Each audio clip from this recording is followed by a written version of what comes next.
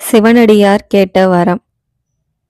ராணி மூச்சித்து விழுந்ததும் சற்று தூரத்தில் நின்ற தாதிமார் அலறிக்கொண்டு ஓடி வந்து அவளை சூழ்ந்தனர். சிவனடியார் நில்லுங்கள் என்று அவர்களை தடுத்து நிறுத்திவிட்டு தமது கமண்டலத்திலிருந்து தண்ணீர் எடுத்து அவளுடைய முகத்தில் தெளித்தார்.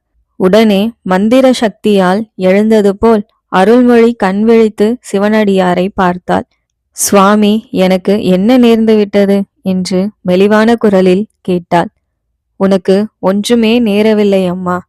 உன் மகனை பற்றி சொல்லிக் கொண்டிருந்தேன். அவனுக்கு ஒரு குறைவும் நேராது என்றும் நிச்சயம் திரும்பி வருவான் என்றும் சொன்னேன் என்றார் சிவனடியார். அருள்மொழி சற்று சிந்தனையில் ஆழ்ந்திருந்துவிட்டு, இல்லை, ஏதோ ரொம்பவும் வேதனை தரும் செய்தி ஒன்றை சொன்னீர்கள் என்றார். சக்கரவர்த்தியின் மகளை உன் மகன் பார்க்க நேர்ந்தது என்று கூறினேன். அந்த செய்தி உனக்கு சந்தோஷம் அளிக்கும் என்று எண்ணினேன். ஆமாம், நினைவு வருகிறது. ஆனால் அது சந்தோஷ செய்தியா? சோழ நாட்டின் மிக பெரிய விரோதி யாரோ, என்னுடைய பதியின் மரணம் எந்த கொடிய சத்ருவினால் ஏற்பட்டதோ, இன்று நான் இவ்விதம் ஆதரவற்ற அனாதையாய் இருப்பதற்கு யார் காரணமோ, அப்பேற்பட்ட பகைவனுடைய மகளை பார்த்தா என் மகன் மயங்கிவிட்டான். விக்கிரமன் உண்மையில் என் வயிற்றில் பிறந்த பிள்ளைதானா? கொஞ்சம் பொறு அருள்மொழி, அவசரப்பட்டு சாபம் கொடுக்காதே என்று சிவனடியார் சிறிது கலக்கத்துடன் கூறினார். அவர் மகா புத்திமானாயிருந்தும் அருள்மொழி இவ்வாறு பொங்குவாள் என்பதை எதிர்பார்க்கவில்லை என்று தோன்றியது. இதோ பார் அம்மா, உன்னுடைய தீராத கோபத்துக்கு ஆளான நரசிம்மவர்மனுடைய மகள் அந்த பெண் என்பது உன் மகனுக்கு தெரியாது. அவர்கள் ஒருவரையொருவர் அருகில் நெருங்கியதும் இல்லை, ஒரு வார்த்தை பேசியதும் இல்லை. தூரத்திலிருந்தே ஒருவரையொருவர் பார்த்ததுதான். அவர்களுக்கு கல்யாணமே நிச்சயமாகிவிட்டது போல நீ கலக்கமடைய வேண்டாம் என்றார் பெரியவர். நல்ல வேளை, என் வயிற்றில் பாலை வார்த்தீர்கள். எங்கே அதுவும் அந்த பல்லவ சக்கரவர்த்தியின் சூழ்ச்சியோ என்று நினைத்தேன் சுவாமி. விக்கிரமன் எங்கேயாவது கண்காணாத தேசத்தில் உயிர் வாழ்ந்திருக்கட்டும்.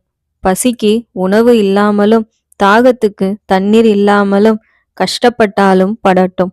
ஆனால் அவன் திரும்பி வரவும் வேண்டாம். எங்கள் பரம விரோதியினுடைய மகளின் மாய வலையில் விழவும் வேண்டாம். உன்னுடைய இருதய அந்தரங்கத்தை நன்றாக சோதித்துப் பார் அருள்மொழி. உன் மகன் சக்கரவர்த்தியின் மகளை மனம் புரிந்து கொள்ள வேண்டும் என்னும் விருப்பம் லவலேசமும் உனக்கு இல்லையா? அதெல்லாம் அந்த காலத்தில் சுவாமி. தங்களிடம் சொல்லுவதற்கு என்ன? வெண்ணாற்றங்கரைக்கு போருக்கு முன்னால் அந்த மாதிரி ஒரு பைத்தியக்கார ஆசை என் மனதில் சில சமயம் தோன்றியதுண்டு. அவ்விதம் ஏற்பட்டால் சோழ வம்சத்துக்கும் பல்லவ குலத்துக்கும் உள்ள பகை தீர்ந்துவிடுமே என்று நினைத்ததுண்டு. ஆனால் எப்போது என் பிராணநாதர் போர்க்களத்தில் உயிரை இழந்தாரோ அந்த க்ஷணத்திலேயே அந்த ஆசையை வேருடன் கலைத்து எறிந்து விட்டேன். இவ்வளவு நடந்துவிட்ட பிறகு என் மகன் சக்கரவர்த்தியின் மகளை கல்யாணம் செய்து கொள்வதை விட அவன் இறந்து விட்டான் என்ற செய்தியே எனக்கு மகிழ்ச்சியை தரும். அருள்மொழி, நீ அந்த குழந்தை குந்தவியை பார்த்ததில்லை. அதனால்தான் இப்படியெல்லாம் வெறுப்பாக பேசுகிறாய். தாங்கள் பார்த்திருக்கிறீர்களா சுவாமி? பார்த்திருக்கிறேன். நெருங்கி பழகியும் இருக்கிறேன். என்னிடம் குந்தவிக்கு ரொம்பவும் பக்தி விசுவாசம் உண்டு. அம்மா, சிவஞான இன்பத்தின் சுவை கண்ட எனக்கு இந்த காலத்தில் வேறு எதன் மீதும் பற்று கிடையாது. ஆனால் அந்த குழந்தையின் பாசம் மட்டும் போக மாட்டேன் என்கிறது. அவளோடு 2 நாள் பழகிவிட்டால் நீயும் அவ்விதம்தான் அவளிடம் பாசம் வைப்பாய். வேண்டாம், எனக்கு ஒருவரையுமே இனிமேல் பார்க்க வேண்டாம், பழகவும் வேண்டாம். இந்த உலகை விட்டு சென்று என் பதியை மீண்டும் அடையும் நாளை நான் எதிர்நோக்கி கொண்டிருக்கிறேன். அருள்மொழி, ஒரு காலத்தில் என்னை நீ ஒரு வரம் கேட்டு வாங்கி கொண்டாய். அதன்படியே உன் மகனுடைய உயிரை காப்பாற்றினேன். உன் பதியின் மரண தருவாயில் நான் அளித்த வாக்கையும் காப்பாற்றினேன். இதையெல்லாம் உண்மையா இல்லையா? ஆமாம், உண்மைதான். அதற்கெல்லாம் பிரதியாக இப்போது நான் உன்னிடம் ஒரு வரம் கேட்கப் போகிறேன். அதை நீ தட்டாமல் கொடுக்க வேண்டும். சிவசிவா என்று சொல்லிக்கொண்டு அருள்மொழி எழுந்து கைகூப்பி நின்றாள். சுவாமி, இவ்விதம் என்னை அபசாரத்துக்கு உள்ளாக்கலாமா? அடியாளிடம் தாங்கள் வரம் கேட்பதா? எனக்கு கட்டளையிட வேண்டியவர் தாங்கள் என்றாள். சரி, கட்டளையிடுகிறேன். அதை தட்டாமல் நிறைவேற்ற வேண்டும். தங்களுடைய வார்த்தையை நான் தட்டுவேனா? ஒரு நாளும் இல்லை. அப்படியானால் சொல்லுகிறேன் கேள். என்றைக்காவது ஒரு நாள் சக்கரவர்த்தியின் மகள் குந்தவி உன்னிடம் வருவாள். அவள் தாயில்லா பெண். தாயின் அன்பு இன்றி அவளுடைய இருதயம் உலர்ந்து போயிருக்கிறது. அதனால்தான் அம்மா, எனக்கு கூட அவள் மேல் அவ்வளவு பாசம். அந்த குழந்தை உன்னிடம் வரும்போது அவளை நீ நிராகரிக்காதே. அன்புடன் உன் மகளைப் போல் ஏற்றுக்கொள். உன் மனப்புண் ஆறுவதற்கும் அது அனுகூலமாயிருக்கும் என்றார் சிவனடியார். அவருடைய கனிவு ததும்பிய குரலும் வார்த்தைகளும் அருள்மொழியின் மனதை உருக்கிவிட்டன. தங்கள் ஆணைப்படி நடக்க முயற்சி செய்கிறேன் சுவாமி. ஆனாலும் எங்கள் குலத்துக்கே ஜன்ம சத்ருவான ஒருவருடைய மகளிடம் நான் எப்படி அன்பு செலுத்துவது? எப்படி? தந்தை செய்த தீங்குக்காக மகளை வெறுப்பது என்ன நியாயம் அம்மா? மேலும் இன்னொரு விஷயம் சொல்லுகிறேன் கேள். உன் மகனுடைய உயிரை காப்பாற்றும் விஷயத்தில் குந்தவிதான் எனக்கு மிகவும் ஒத்தாசையாய் இருந்தாள். விக்கிரமனுக்கு மரண தண்டனை நேராமல் தடுப்பதற்கு அவள் எவ்வளவு பிரயத்தனம் செய்தாள் தெரியுமா? இதுநாள் வரையில் தந்தையின் வார்த்தைக்கு மறுவார்த்தை பேசி அறியாதவள். விக்கிரமனுக்காக சக்கரவர்த்தியிடம் எவ்வளவோ சண்டை பிடித்தாள். அப்படியா சுவாமி? அந்த குழந்தையை பார்க்க வேண்டுமென்று எனக்கும் ஆசை உண்டாகிறது. ஆனால் அவள் எதற்காக இந்த அபாக்கியசாலியை தேடிக்கொண்டு வரப்போகிறாள்? இல்லை அம்மா, இல்லை. நீ அபாக்கியசாலி இல்லை.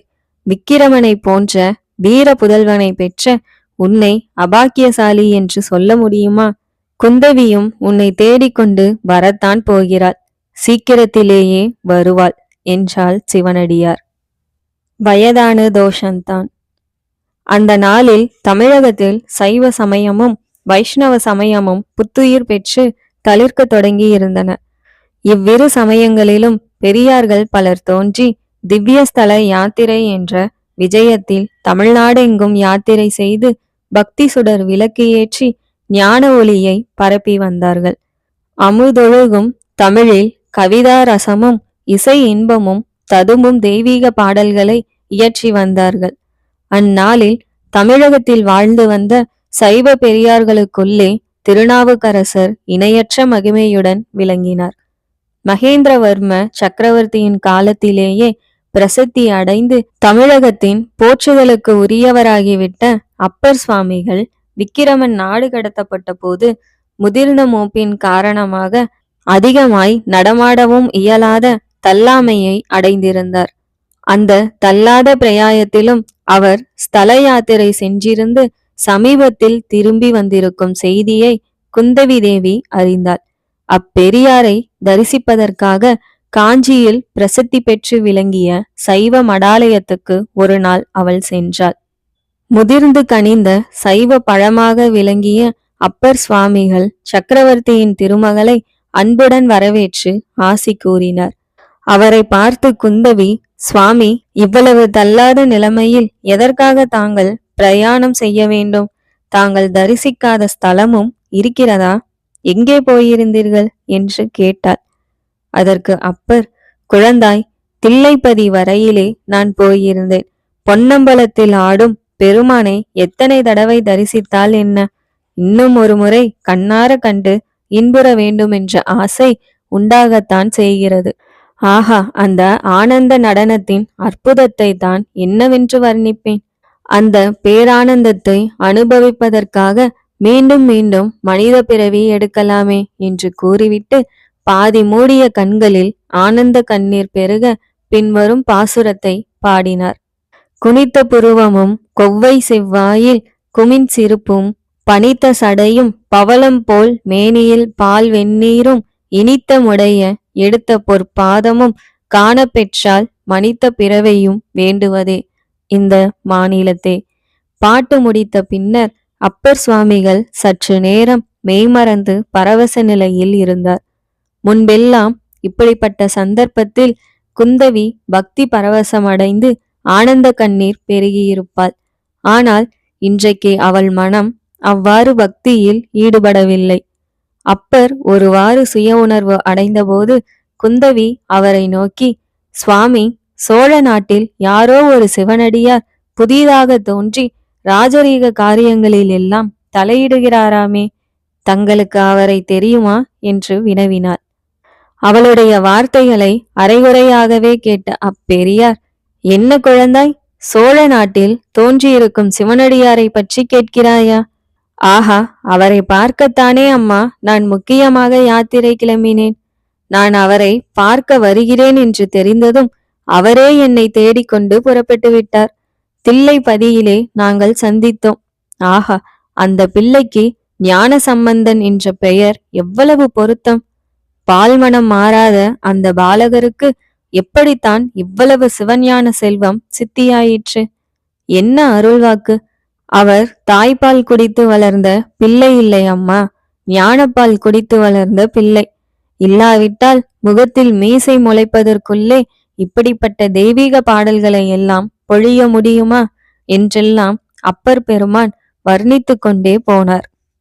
குந்தவி பொறுத்து பொறுத்து பார்த்தாள். கடைசியில் குறுக்கிட்டு, சுவாமி, நான் ஒருவரை பற்றி கேட்கிறேன், தாங்கள் இன்னொருவரை பற்றி சொல்லுகிறீர்கள். நான் சொல்லும் சிவனடியார் முகத்தில் மீசை முளைக்காதவர் அல்ல, ஜடா மகுடதாரி, புலித்தோல் போர்த்தியவர் என்றாள்.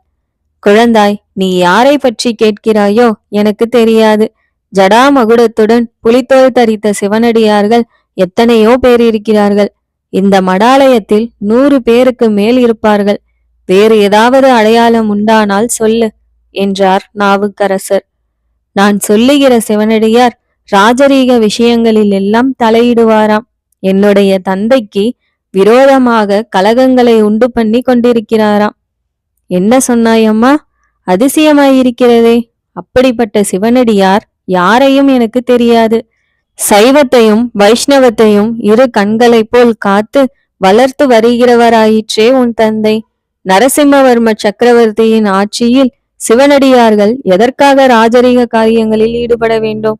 அதுவும் உன் தந்தைக்கு விரோதமாக கலகத்தை கிளப்புவதா? வேடிக்கைத்தான்.